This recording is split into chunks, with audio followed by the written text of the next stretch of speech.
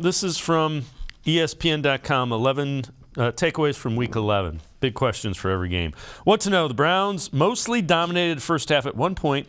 They had almost as many first downs, 10, as the Bills had total yards, 12. In the end, it didn't matter. Browns couldn't stop the run again. Buffalo rushed for 169 yards. And then what happened to Nick Chubb and Cleveland's vaunted run game? Save a meaningless 33-yard touchdown run last week, Chubb has just 49 yards on 24 carries in the last two games. He is consistently facing a loaded box. What do you make of those? Y'all gonna get me in trouble having to say something negative about Nick Chubb. Y'all gonna get me in trouble. He has not been good the last two games. And we can blame it on the offensive line. We can blame it on whoever we want to. The numbers that Nick Chubb has been putting up are unacceptable regardless of the circumstances. We're talking 24 carries on 49 yards. That's not even 2 yards. Well, it's barely 2 yards a carry. Like, that's not acceptable. I don't care if the offensive line is the worst in the NFL, and it's not.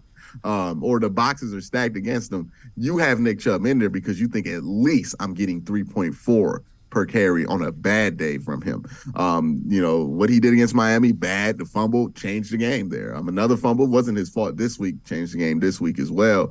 But, he hasn't been playing well. And to be fair to Nick Chubb, we don't talk about the issues. Well, not the issues. We don't talk about when he has bad games because he's such a good player. But that leads us to act like he doesn't have bad games in the course of a season. And every year he has a couple of bad games like this where he's slow getting downhill, where he's stringing things out too long, where he's getting caught behind the line of scrimmage way too often, more often than he normally does. And he's not just downhill cutting. We did this last year with him. He's doing this again.